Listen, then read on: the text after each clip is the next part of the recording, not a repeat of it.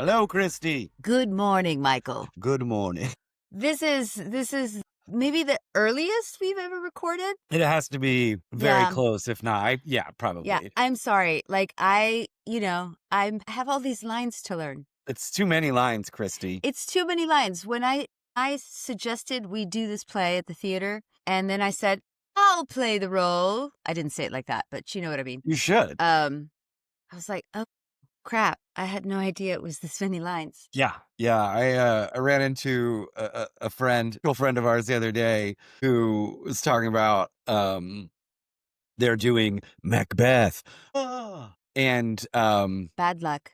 before they sort of figured out that I was not really available because I have to travel so much lately, they were like, man, you were on the short list. And I was like, oh, there's no fucking way. No, my mind doesn't work like it used to. I am far too old to memorize those lines. Welcome, y'all. We're Terror and Tacos.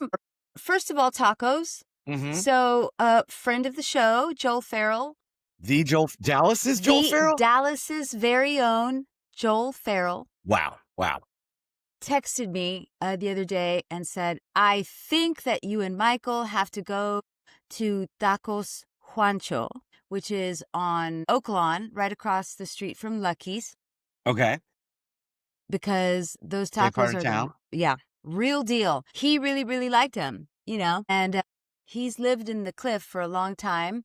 Doesn't live in the Cliff anymore. He lives in East Dallas. Everybody go visit Joel Farrell in East Dallas. I'll give you the address at the end of the episode. But, he's Dallas Oak Cliff boy, so he's been eating tacos for a long time. He grew up in Texas. He grew up in Texas. So it's like Taqueria Juancho on Oak Lawn across the street from Lucky's. It used to be where Snooki's used to be, Michael. Do you remember Snooki's from back in the time? Of course, yeah. I miss Snooki's. Yeah, that was a classic. That was from when I was in school. Like when I was in college, we would go to Snooki's. Yeah, That was Youngs. a long time ago. If any of the Youngs listen to us, which I doubt it, Snooki's used to be the bar where all the actor theater trash used to hang out. Late after shows and stuff. Mm-hmm. Yeah. I had many tacos this week, as always. As always. Not from anywhere new, just from various Tacos y Mas, Got El Phoenix one day. Hey, man, sometimes you gotta. Dude, those chips are classic, man. Their chips, like, I'm not a fan of El Phoenix food, but those chips are amazing. Like, I don't know what they do. I do have a complaint. Yeah, we got a giant bag of them. A recommendation and a complaint. Okay, excellent. Yeah, so yesterday I really was in the mood for enchiladas. I really wanted like chicken, sour cream enchiladas. And I was at rehearsal, and you get out of rehearsal and you're like, I'm hungry now. Yeah. And so John had done me the wonderful favor of going to Chewy's, which is now located on Lower Greenville. Yeah. Not in Uptown, as it had been. Not for in Uptown. a million years. Right. But I wanted like a specific chicken enchiladas. I wanted suizas, which is just like sour cream enchiladas, right? Oh. So I get home from rehearsal. He's still on his way back from the restaurant. He gets home and he's enraged. And I'm like, what's the matter? What's happening? And he's like, they don't have sour cream enchiladas. And I'm like, well, yeah, I know you went to Chewy's. Like, Chewy's doesn't do the plain thing. Yeah, it was like this really weird thing where he went up there to order and he was like, I want sour cream chicken enchiladas. And the lady's like, okay, what sauce do you want? And he's like, the sour cream sauce. Sour cream chicken enchilada. And she's like, great, chicken enchiladas. What kind of sauce do you want? And he's like, sour cream sauce. And like something just was not connecting. Communication breakdown. Right. So John goes, just give me the sauce that you give to people when they order sour cream chicken enchiladas. And I'm like, oh no, that's just more confusion because they don't have sour cream enchiladas. They're like super specific. Right? Yeah. So this is just like a complaint. Train your employees better, but also a warning. Uh-huh. Don't go to Chewy's and expect to be able to order the typical sour cream enchiladas. It's not their thing. They don't have the sour cream sauce enchiladas, and it will upset John. What?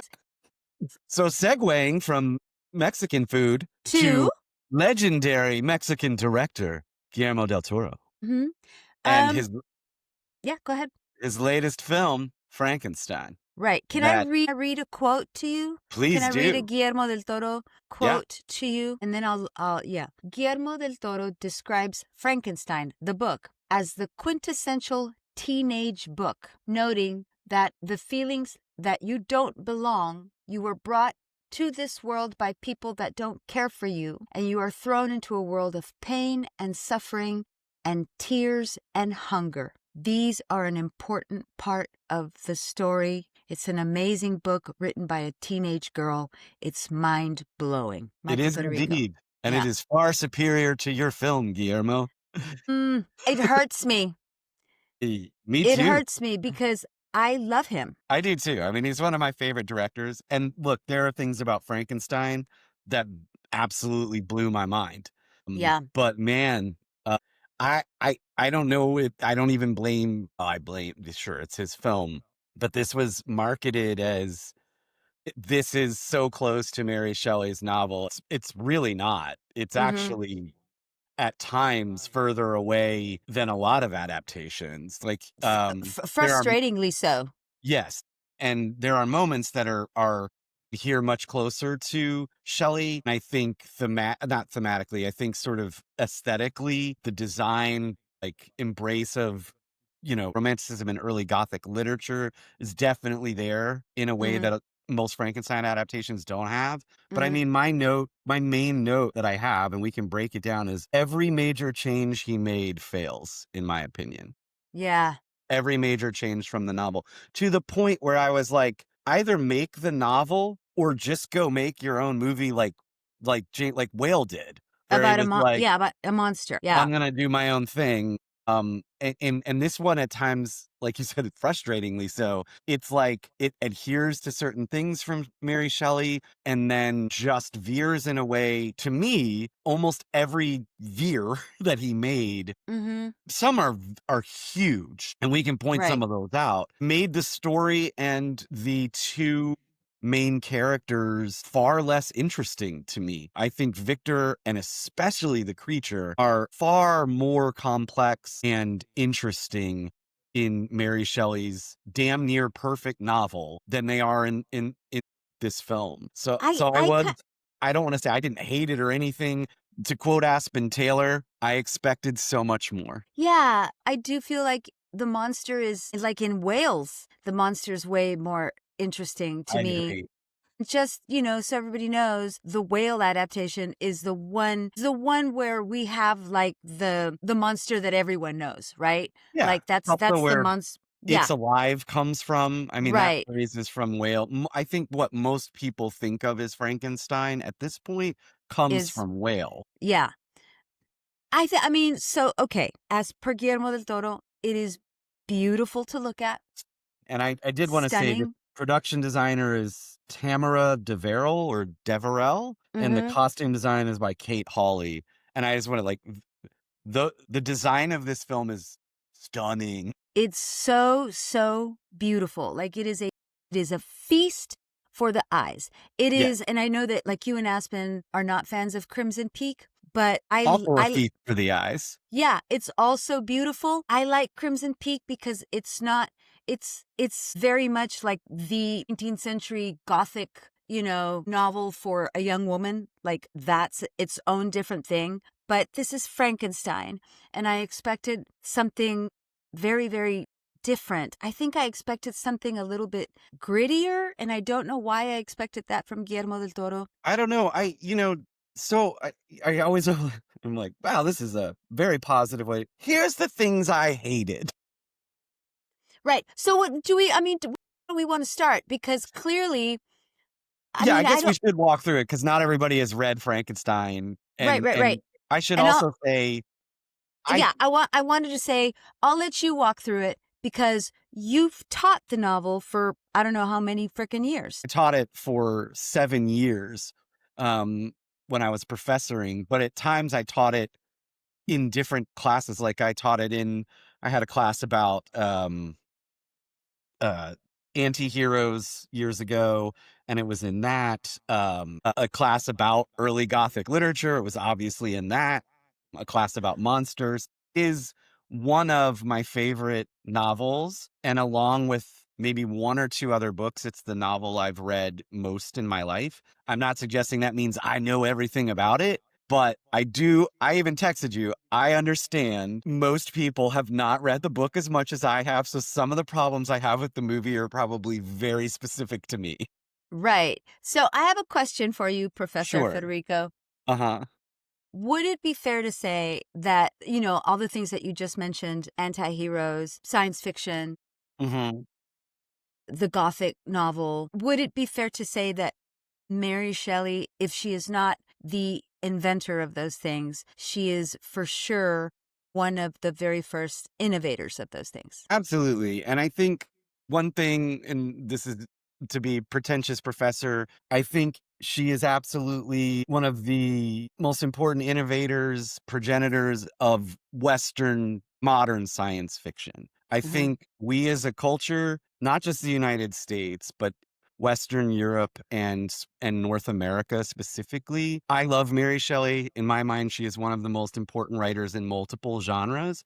But I think when this is not the phrase you used, but I think when people say she invented science fiction, it absolutely overlooks Eastern literature and stories that are thousands of years earlier than her. Hmm. Not Hmm. hundreds, thousands. I think you can see early parts of science fiction almost from the birth of like recorded literature in Mesopotamia, and then it goes west when the Greeks come along. I don't want to undercut Mary Shelley. I think when it comes to modern Western science fiction, she is the seminal writer. And Hmm. without her, there is no Jules Verne, there is no Bram Stoker, there is no H.G. Wells. But I do think as Westerners, we continually ignore the fact that there were cultures doing shit we do in all fields of culture, mathematics, literature, religion, Medicine, medicine, thousands of art. years before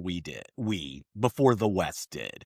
Yeah, And Americans we're even way worse because we ignore half of Western Europe. It's right. like the Brits and the French and the Italians. Like we don't give Spain its credit usually. We don't give Southern Italy its credit usually. We're real bad about being like, well, clearly English writers invented this, and it's almost never the case. Well, I Like, mean, have you seen a map?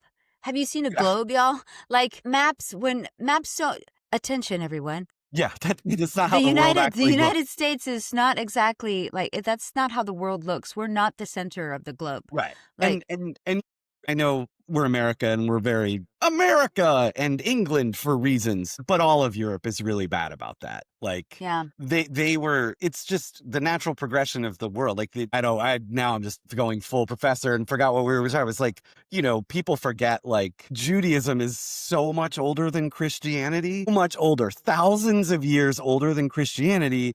And there are Eastern religions that predate Judaism. Yeah. And so we are really quick to sort of wrap everything up in the West and sort of like Judeo-Christian stuff. And it's like, none of this is to say Mary Shelley isn't incredible and one of the most important writers, as far as Mhm. I'm concerned, ever. But to me, the very modern, especially younger people, who love to say an 18-year-old or 17-year-old teenage girl invented science fiction, to me is an extremely Western perspective and Idea. ignores thousands of years of culture. Yeah. I mean, That's my rant for today.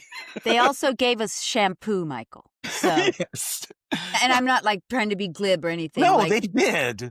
common everyday Yeah. things, And personal like South America hygiene. gave us like chocolate, you Yeah. know? So I'll Like, go on a rant about that because yes, people you are always like, should. "Ooh, French chocolate, Swiss chocolate." And I'm like, MFers, there would be no Yeah. French patisseries without my people. Yeah, of course. I mean, and I just think we're, again, and I don't think it's just America. I mean, we're the worst at everything, but Yeah, we are. about sort of stealing other cultures. But it's like, yeah, man, And we're even worse because then you'll have the people who will be like, actually, Jules Verne, blah, blah, blah. And they'll come up with every nitpicky thing to say Mary Shelley didn't write science fiction. And that's a whole other horrible problem with us as a society. But when I was professoring, and I know no one wants to hear this from a middle-aged white dude from Plano, Texas, but I did always try to remind my students, like, Western Europe, not even America because we're babies, but even Western Europe is very young in Mm-hmm. comparison to a lot of what we would call Eastern cultures. Right. And there are very few things in literature, if any, that we invented. So, Yeah. as say the we as a Westerner, but Yeah. it's just I'd always try to keep that in mind. So anyway, Mary That's Shelley the lesson rules. for today. Yeah, yeah. So, Mary Shelley, for those who don't know, it's now a very famous story, but if you don't, and I'm sure we've talked about it, there was Mary Shelley with her husband at the time, or about to be her husband. It's always very vague. Percy Bysshe Shelley, the very famous romantic poet who drowned at a very young age. Lord Byron, the even perhaps more famous romantic poet, and a guy named John Polidori were on vacation in Switzerland like rich people do. In And Geneva. yeah, the weather was kind of bad and gloomy and all of that. And Lord Byron came out one day and was like, we should all write ghost stories. And they He were said like, it just okay. like that. It's absolutely how Byron talked. And then he like went and fucked his sister. And they were like, great, let's do it. And Mary Shelley details this extensively in the preface of the second edition of Frankenstein that got printed when she finally put her name on it. And Polidori ends up writing a book that is called The Vampire, which is very bad, but it does predate Dracula by many, many decades. And it even predates Carmilla Yeah. by many decades. It's so sad, though. Polidori was so sort of overlooked that for decades after The Vampire was published, it was credited to Lord Byron. And then I think Dang. someone was like, Lord Byron was better than this. Don't. Yeah. It could not have been Lord Byron. Yeah. And they figured it out. And then Mary Shelley says Percy, who, and she, again, another weird, she loved that dude, y'all. I don't know what to tell you. Yeah. The weird anti-Percy Bysshe Shelley hate that has come out among the young, like, I'm not saying he was a good dude. She fucking loved him, man. And Yeah. in her preface, she's like, he's too good to be bothered with prose. And so he went off and wrote some like stunning poem and then fucking drowned. And so she and Polidori are really the only ones who do anything because Byron like can't be bothered with his own thing because he's Lord Byron. Right. Like he writes like 4 lines and is like, I should move on. I'm bored. My daughter will invent the computer, but not really invent it. But also, if you don't know that story, right. But also, I mean, computers also come from the East. Anyway, yes, just want to say that. Exactly. Mm-hmm. But his daughter, Ada Lovelace, Lord Byron's daughter, is absolutely instrumental in the development of the modern computer. So you should go read about her. One of the first programming languages is called Ada, named after her. Anyway, so Polidori writes vampire, whatever. But Mary Shelley starts, based on Byron's little we should all write a ghost story or whatever, starts what will become Frankenstein. Right. Also, I just want to mention that there's a movie about this. Yes. There's an awesome movie from the 80s called Gothic. With an awesome cast. Yeah, with Julian Sands. All right. And I can't remember who the others are. I can't either because I'm old. Because I'm obsessed with Julian Sands. But it's not that great a movie. But it's badass. Because it's 80s. There's also a play, and I can't remember what the play is called. This is an interesting thing I read is that after Mary Shelley released the second edition where it had her name on it, right? Uh-huh. Frankenstein became one of the most produced kind of like stage plays. Yes. Yeah. There was something called like, please, I'm going to massacre this. I think it's called like Flesh for Frankenstein. It also became Thomas Edison, piece of shit that he is, was one of the first Edison films that was a work of fiction when he wasn't just like filming elephants getting shocked to try to discredit Tesla. Yeah, I was gonna say, or stealing Tesla's ideas. Yeah, man, I'm angry today. I feel like I'm back in class getting angry. Yeah. One of the first fictionalized films the Edison Company made was Frankenstein. And I think Mm, it's, I can't remember exactly. I think it's 1908 or 1910. It's mm-hmm. really early. And I'm gonna be honest, they're doing some bold shit in it. But yeah, so Mary Shelley wrote this book when she was a teenager in like 1817, and it is one of the most important pop cultural touchstones ever. It's been adapted so many times to good and bad results. Right. Well, I mean, and the very basic themes that she is talking about, again, reincarnation, who's the real monster, the Yeah, anti-hero. Like it's incredible how much and how many of those things are still, I don't want to use the word tropes, but yeah, tropes in modern yeah. horror. She laid out so many of those. Which I feel like she should get way more credit for, is really integral in establishing this. Not that she's the only one who did it, but like she did it really well. The thing you don't see is far more terrifying than the thing you see. I just want to say, I don't want to interrupt you, but No, please. I'm just battling. this is my first problem. This is Drop it. my Drop it like it's very hot. my very first problem with the movie. And it's like, of course, we all know how the story begins. We're on the ship that eventually Victor, they find Victor. We will learn that Victor has been chasing the monster. The monster has been chasing Victor across the frozen tundra, the Yeah. Mar de Glace or whatever. And I just did not like his monster. I couldn't, I understand why Jacob Elordi was cast. He Because is he's like, a because he's a giant. giant, right? I get that. Fine. Yeah. But I didn't like the design of the monster, and I just could not get past that it was Jacob Elordi. I couldn't get past that it was this really, really good-looking young guy.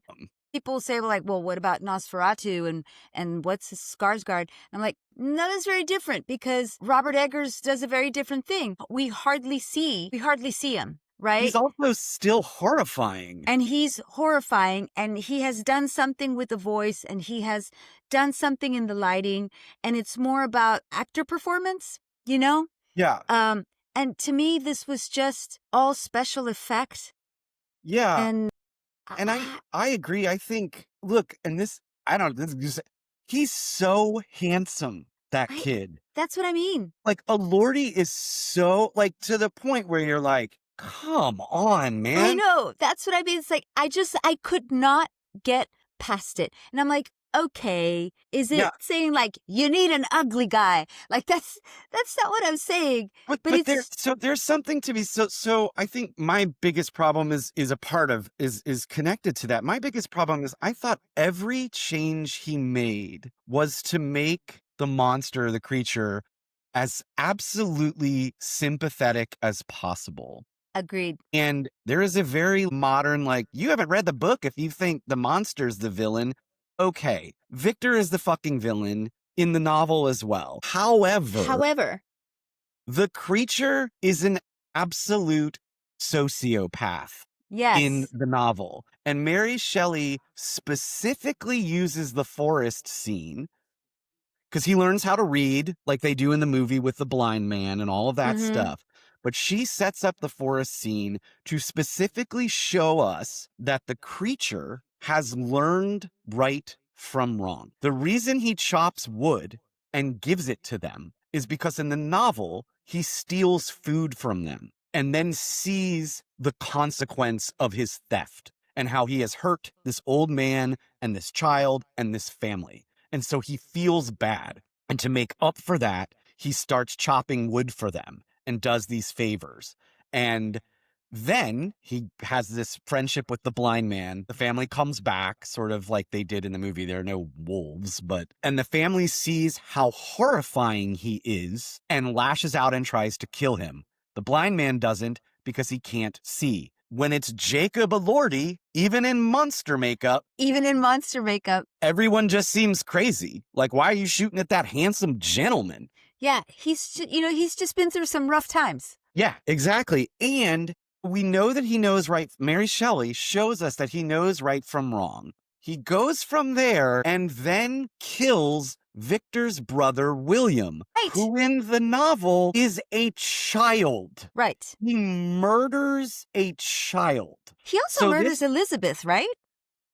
What? Doesn't he kill Elizabeth? He kills Elizabeth on Victor and Elizabeth's wedding night because Elizabeth in the novel, it's a little weird, they were raised together specifically for her to marry him, which he completely undercuts that weird fucking gender story. Right. Because of course Elizabeth has to be a scientist on her own because She's it's 20. She's got to be.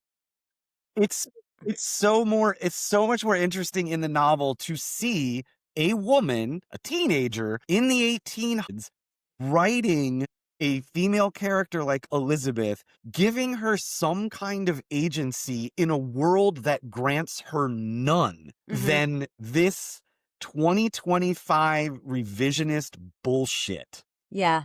Like, I thought that I was hated that. I hate it. And not, like, again, Victor is a villain. Absolutely, he is a villain. I am not saying he's not. In the novel, the creature murders a child. Yeah. And to undercut all of the things that she is doing in the novel by making it Jacob Elordi, who got beat up. It is, again, I wrote down, I am so fucking sick of every horror movie being about generational trauma. Yeah. It's so beat in it because I'm sorry, I'm ranting. No, keep going. In the novel, This is one of your favorite books. In the novel, Victor's father is a kind man. Yeah, that's the other thing. You know, Charles Dance plays Victor's father in this movie. And no hate to Charles Dance, but like that's his jam is playing the evil patriarch.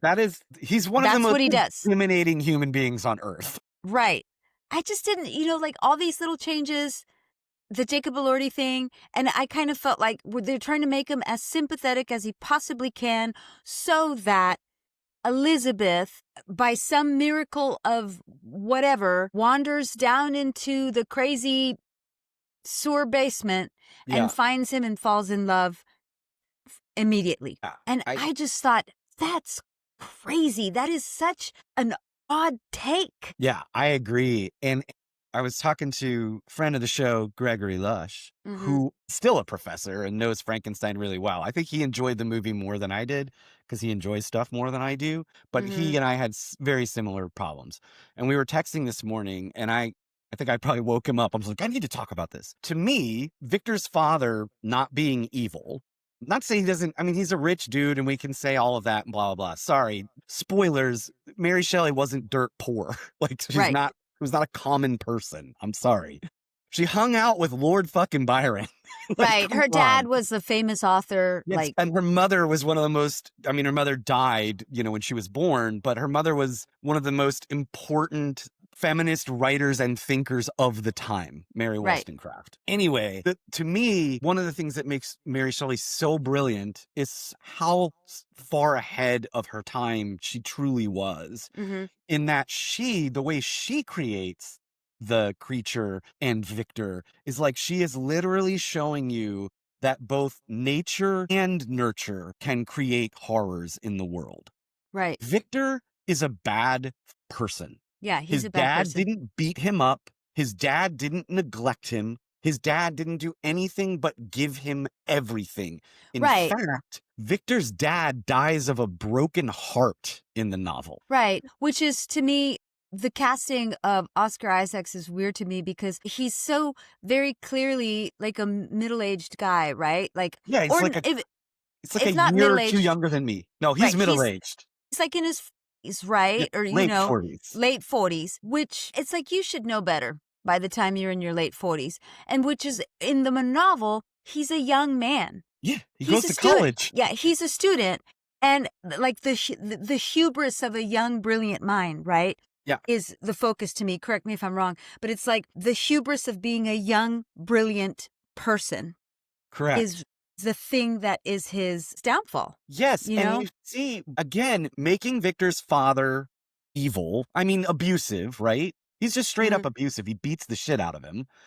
Making him abusive and making Elizabeth William's fiance, because William in Yeah. this movie is in his 20s or 30s, you don't see Victor give up anything. And in the novel, you see exactly what you're talking about, like the hubris of this genius mind and obsession, absolute obsession and ego, because you see everything he sacrifices to do this one thing.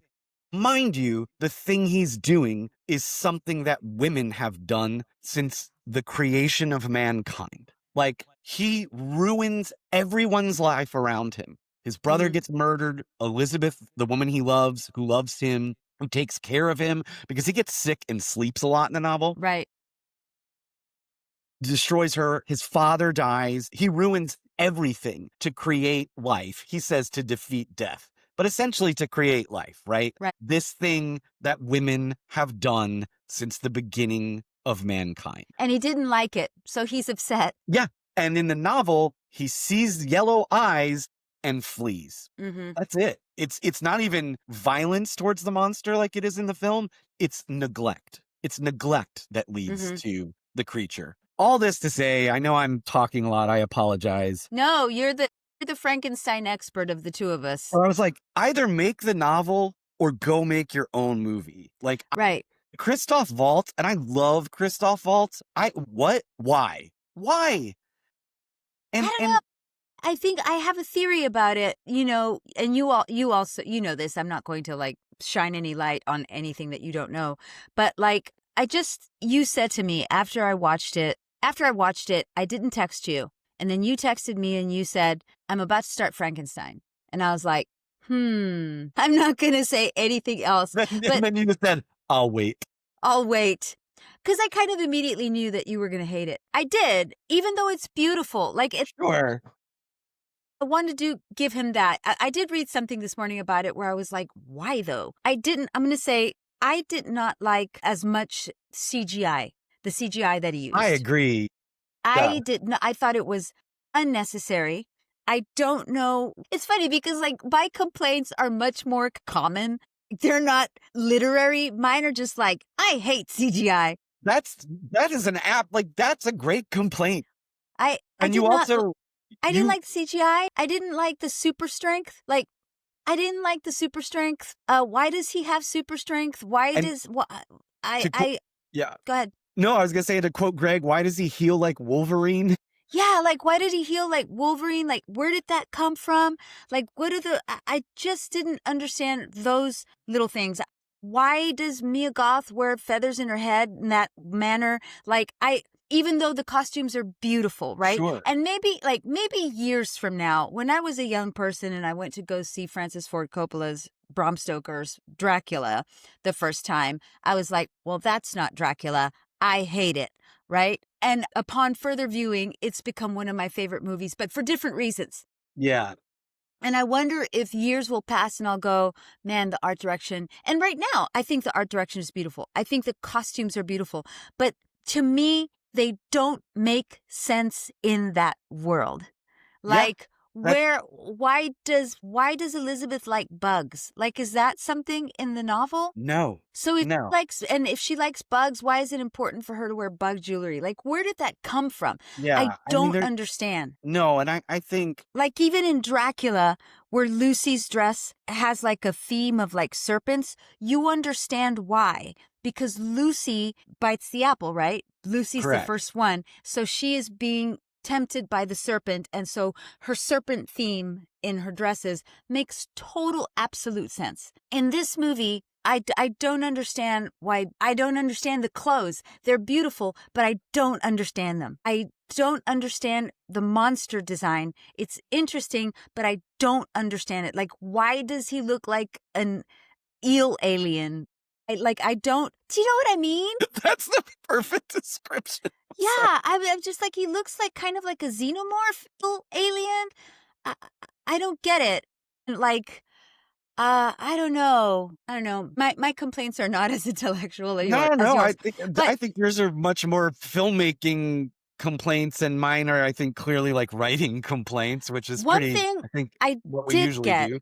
Yeah, one thing I did get. Like, one thing I did fully understand in this version that I just didn't pick up on. I haven't picked up on other versions. I'm sure they're there, but I hadn't picked it up. And maybe it's because I was just sitting there kind of like, what is happening? So I was really taking it in, is at the very end when after everything happens, right? And the sailors go to the captain and they're like, what are we going to do? Are we going to go on? And the captain goes, we're going home. And it's kind of like the captain has learned this lesson about obsession. Yes. And not caring about the people who you are leading or the people around you in order to kind of I don't know, realize an obsessive dream. Yeah. And that's the first time that I had truly, truly picked up on that theme that Shelley was touching upon. Yeah. And I was like, oh, okay, that's a positive thing. I picked up No. something in the story that I hadn't before. I mean, I thought he did that more effectively. Some people don't even bother with it. I thought, Right. and I thought one thing he did do, I mean, adhering to the novel essentially is, it's an epistolary novel. So it's all letters and found documents. Mhm. Like, that's Bram Stoker jumped on that when he wrote Yeah. Dracula. But, the novel starts with a letter from the captain to his sister. And he is talking about, essentially, he is going to discover a passage that will cut the time between Europe and North America, essentially. Like that's Mhm. what he's going to do. And he's going to do that, and he's going to essentially change the world. Right. He's going to change trade forever. His name will never, all of those things. All the same things that Victor kind of wants. And he's Yes. obsessive about it. And so this is why the ship is stuck in the ice. And while he's like, we still have to keep going.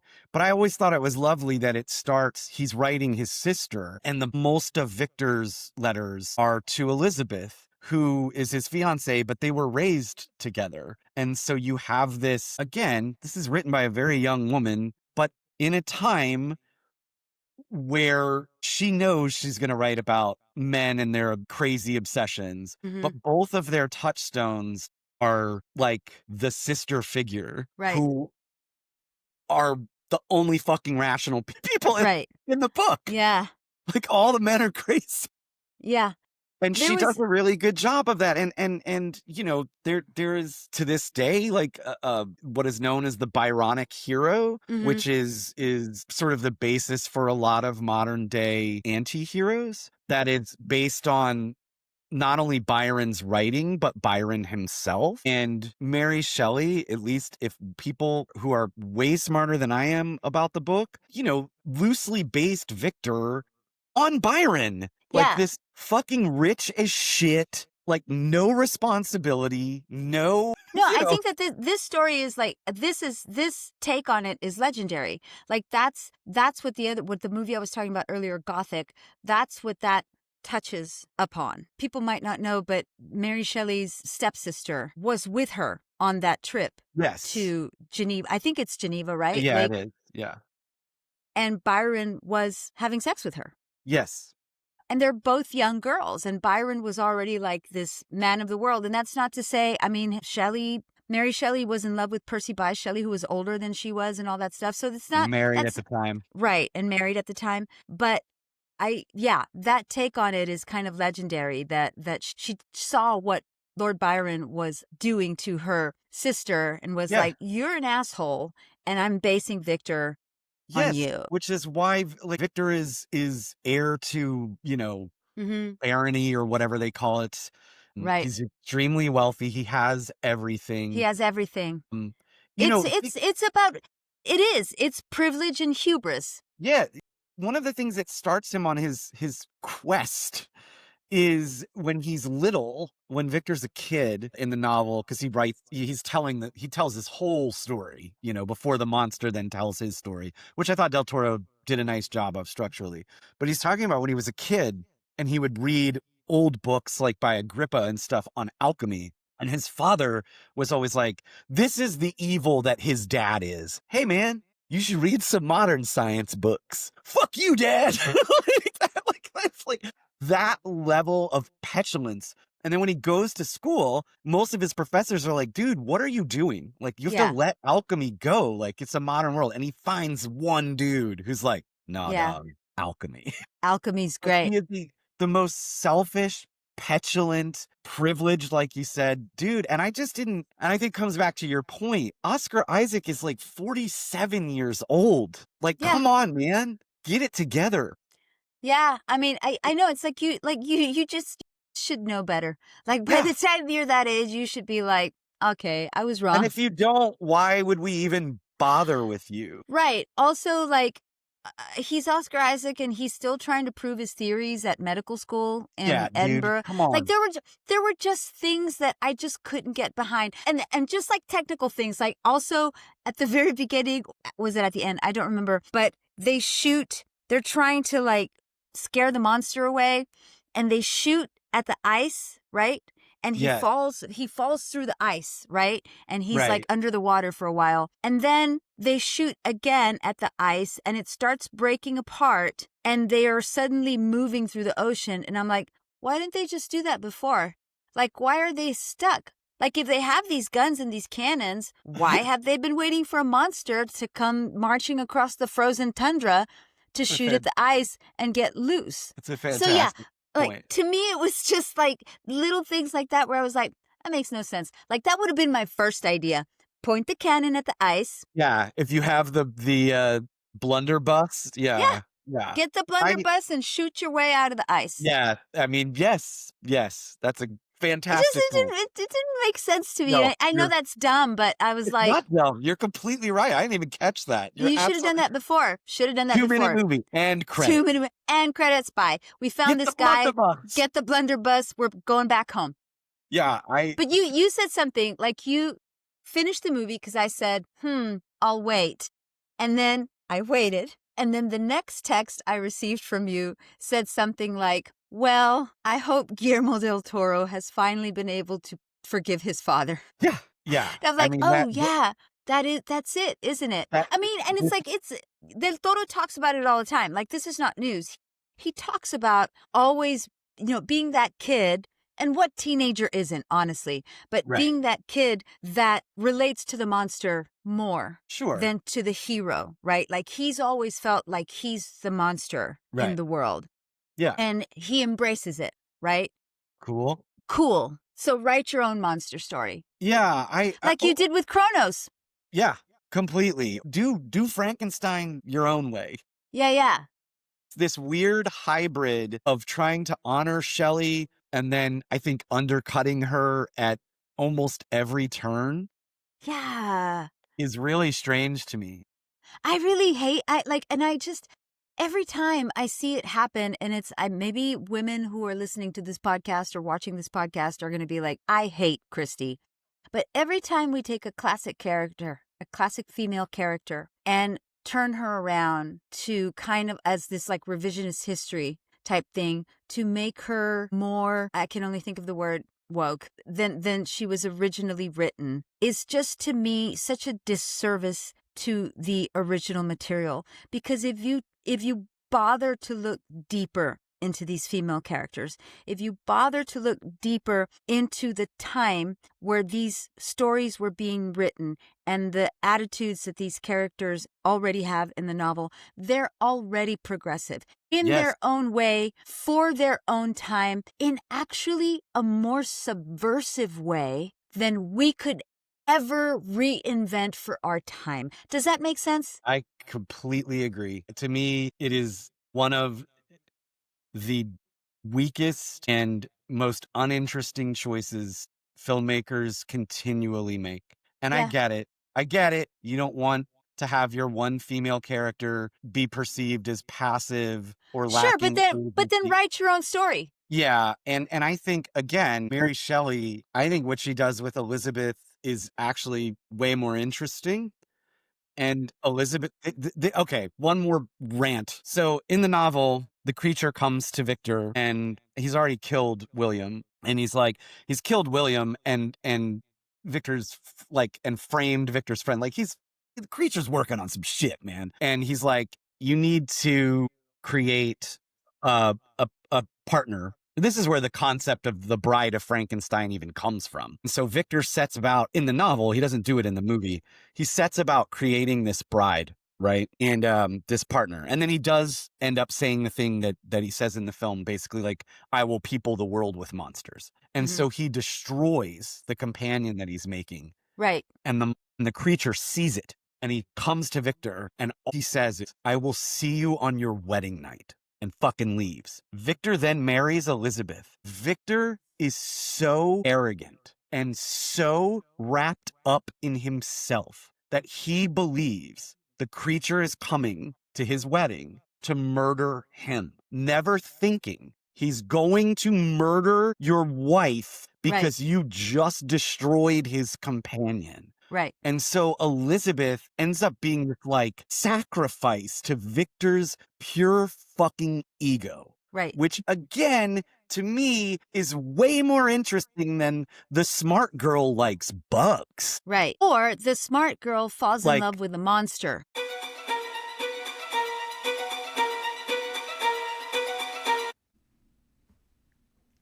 Are we live? I guess we're live. We're back days later. The people don't know we had the evils of technology, much like in Frankenstein, got us, Christy. Oh, that's right. Yeah, things just completely fell apart. They fell apart. We had to shoot the ice with a blunderbuss and Yeah. escape from the And riverside. then recover. Yeah, and recover. So we spent quite a bit of time, I don't want to say trashing Frankenstein, but voicing our problems. And we also talked about how, he made a choice. He Yeah. made a choice to veer away from Shelley's narrative. Yeah. In certain ways. And as I'm always a fan of adaptation. I wanted this to go further one way or the other. I would have, because he did seem to lean in so heavily to some of the themes of the novel and the structure like you talked about, and I wish he had just made the novel or done something different, which I know I already said, but Yeah, and I just wish there wasn't so much superpower Frankenstein. Like, I do. yeah. Superpower Frankenstein and middle-aged Victor. And eel monster. I didn't like that. So before we got cut off, you had something to say. So we're back. Two questions for you. Sure. So, because I think we talked about it earlier in the episode, Shelley inspired so many of the tropes that we see in horror movies right now. Like, I mean, you can even say it's a subgenre of horror, of like the creation of a monster. Like, who's the real monster? And right. all that stuff. So in that subgenre of like bringing something to life or monster creation, what is your favorite that is not Frankenstein? So you got to stay away from Kenneth Branagh's, you got to stay away from James Whale, all that. Branagh's is not my favorite, Christy. Yeah. It's easy to stay away from. So much Branagh chest in that movie. Right. So I think, like, I'm going to throw out two, which I think are very different. One is relatively new that we have already talked about, I think, last year. And I'm going to go with The Substance. Oh, yeah. Yeah, I think The Substance leans heavily on some of the Frankenstein tropes, or not, just themes and stuff that Shelley established. This idea of bringing something into the world. In The Substance, it's her younger self, but is very much a different being, and it turning into a monster, and you aiding in its turn into a monster, and in doing so turning yourself into a monster. Right. I think The Substance does it really well in a very gross and at times hilarious way. Absurd. So I would say The Substance. Now I'm gonna veer, and I don't know if the people will agree with me, but I'm gonna go all the way back, and I'm gonna say The Terminator. While technically sci-fi, but we can argue. We've already discussed Shelley's influence on science fiction. To me, there's so much at the core of the novel, but we're also dealing with the idea of man playing God, right, creating something, and the creation being far more powerful than the creator. Right. And so I think The Terminator, in very different ways, is dealing with a lot of the same themes. And That movie kind of changed my life when I was a kid. I also love T2, but I was really young when Terminator, like I shouldn't have seen, Uh-huh. legally shouldn't have seen Terminator when I did, Right. but it was probably the first movie I remember at least of this idea of like, we will create the thing that will kill us. Hmm. And I still love it to this day. So I mean, that's what I'm going with. that movie, I remember watching that movie and going like, "Oh my god, it's going to come true." Like Yeah. I remember saying that. I remember going, "We're already doing it. Like it's Uh-huh. already happening." And we didn't even have like internet. Like it wasn't even. No, we were No. years away from the We were internet. years away from the internet. Let Years alone, away. yeah, let alone AI and you And know, like robots that you can marry in Japan and like yeah, all that stuff, and dog robots in Massachusetts that Right. can kill. So So, crazy. but I But I do think, remember it being terrifying. yeah, and I think I don't know if James Cameron ever talked about this or if he might be like, "You're an idiot," but I feel like there's a heavy Frankenstein influence in the Mm. original Terminator. So, what about you? I would go for a fun one. Like Yeah, I really love Reanimator. it's such, dude, it's so Yeah. good. It's so good and absurd and like just weird. It's Uh-huh. weird. Absolutely I insane. really really like it. And if you haven't seen it, and it's also based on a Lovecraft story. Yes, and almost Lovecraft's version of Right. Frankenstein. Right. So I'll go with that. Yeah, The other question that I had for you was so we both clearly did not appreciate this was a very personal film for Del Toro, clearly. sure. What is a Del Toro film that you will like, that you absolutely love and will die on a hill and go, this is one of the best horror movies ever? Cool.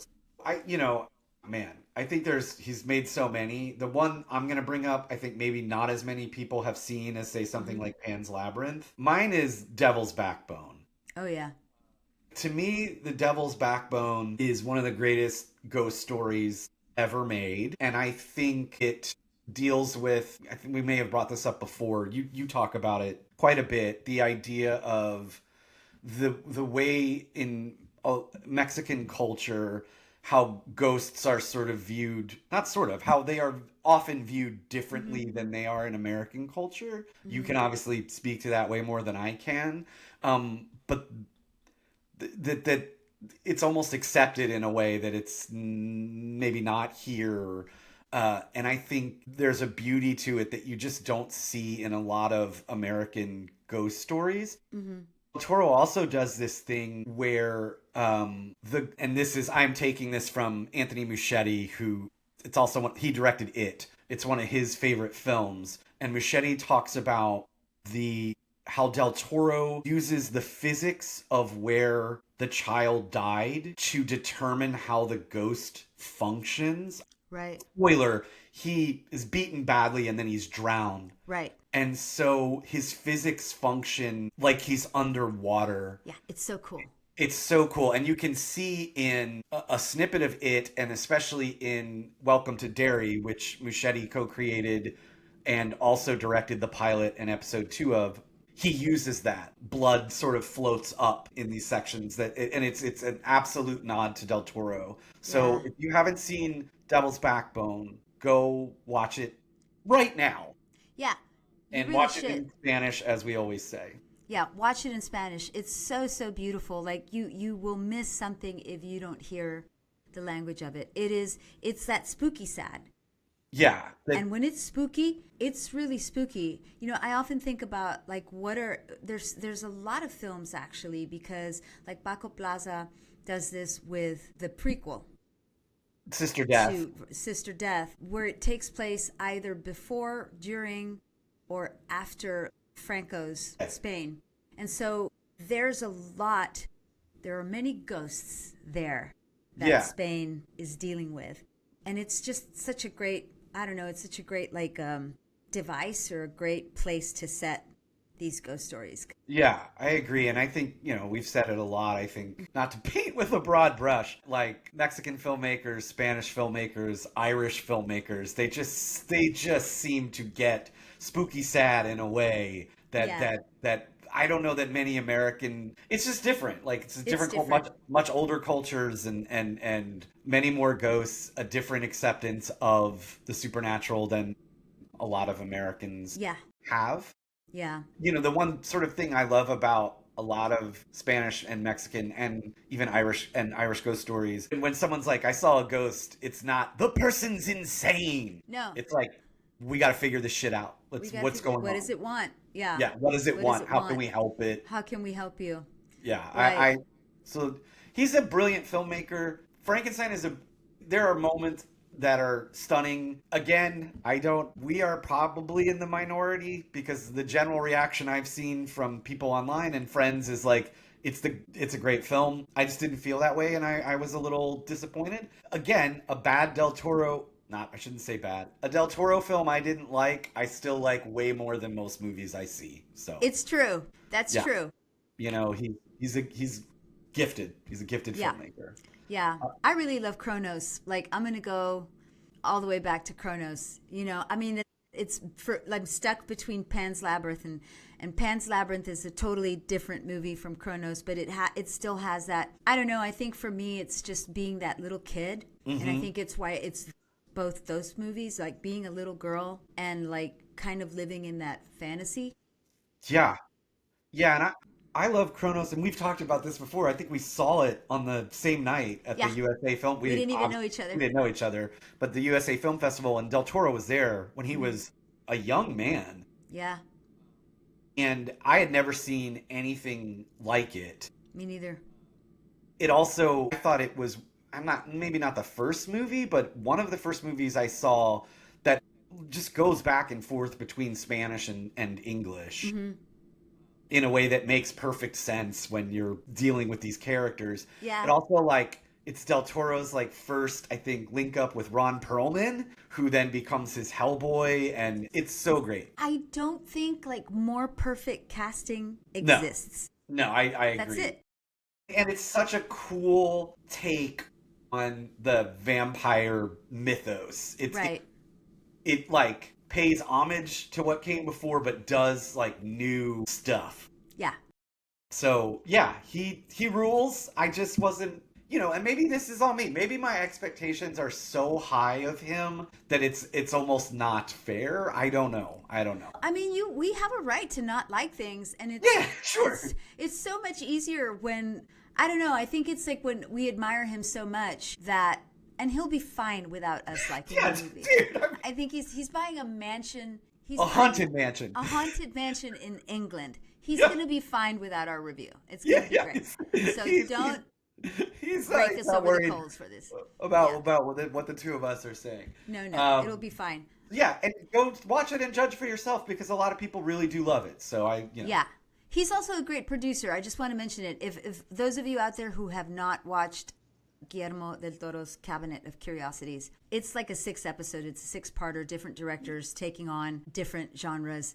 And it's so great. I loved every single episode of that show, especially the final one called The Viewing, which is, yeah, excuse me, unlike anything I've ever it's seen. so good. And Yeah. I know one person who got to work with him and speaks to the same thing that you see in interviews, that he is the kindest and most like interactive, creative, like he just all this person told me was like it's one of the greatest sets you could ever be on is working with him. So like That's I so don't want cool. people I want people to hear this episode and be like, these guys hate Del Toro, they think he's a monster. Like I love him No. as a creative person, as a human being, as a man who's like, I will buy a haunted mansion. He rules. So Great. that's what I got. What are we going to watch next time? There are E- so many I don't, things hitting, Christy. I know. We got to get figure caught up. something out. Like Isa went to go see Keeper. She hasn't said anything to me about it. Yeah, There's the new Oz Perkins, right? there's that begonia. Am Yeah, I saying it? Begonia, which is Yorgos. Oh, I'm gonna screw his name up. Lanthimos. Yes, thank you.